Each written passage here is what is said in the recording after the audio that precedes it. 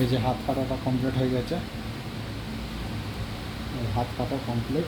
এবার হাতে সব মার্কিং তুলে দিলাম,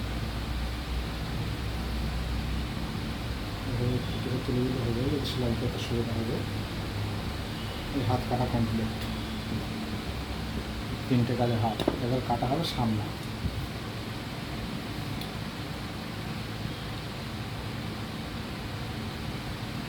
সামনা কাটা হবে,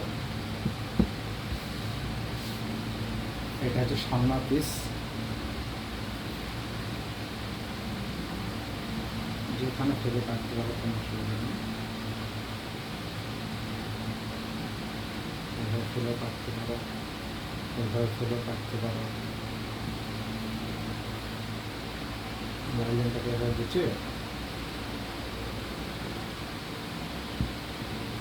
সুন্দর করে কাটা।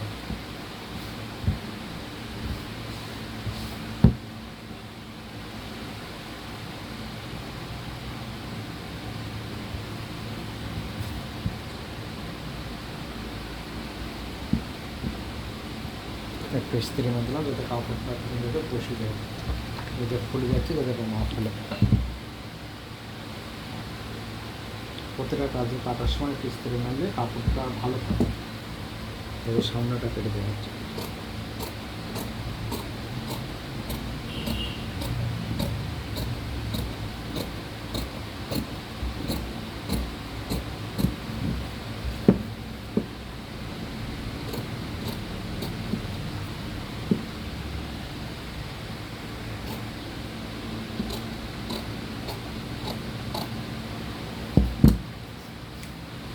তোমার ব্লাউজের সাইড হচ্ছে 36 সাইজের ব্লাউজ।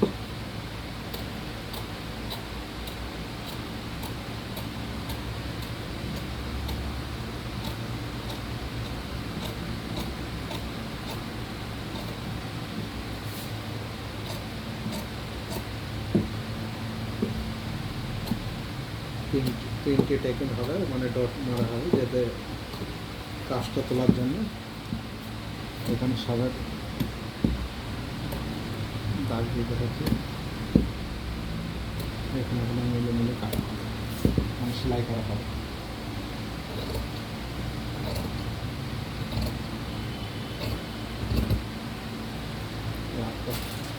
এরকম হয়ে গেল কাটি।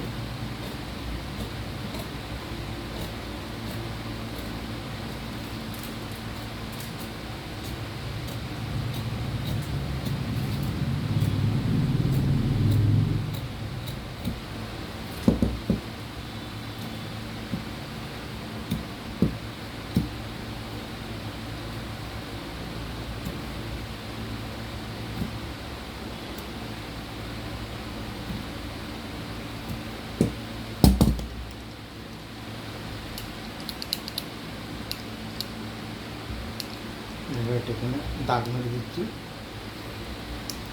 যাতে সুবিধা হয়।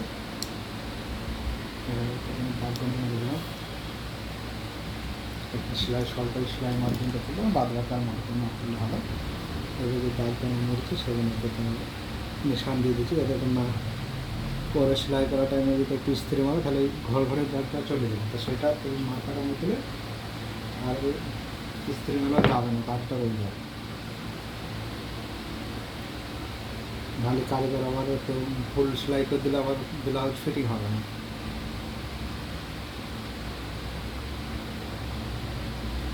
এবং পরে আবার তাকে খুলে ঠিক করতে হবে, যতটা টাইম যাবে। দুদিকে দুপাতে মার তুলে দিলাম যাতে কারিগর সেলাই করতে সুবিধা হবে। একটা সামনে হয়ে গেল, সব সামনে কমপ্লিট কাটা। এভাবে ব্লাউজ কাটা হয়ে গেল সুন্দর করে। এই নিশানাতে কারিগররা তোমার দাগগুলি মারবে, তোমার টেকিংটা মারবে।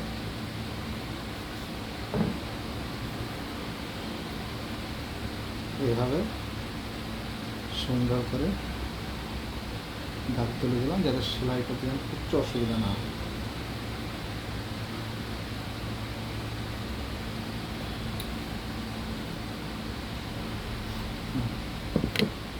সামনা ব্লাউজ কাটা হয়ে গেছে, সব কিছু কাটা কমপ্লিট।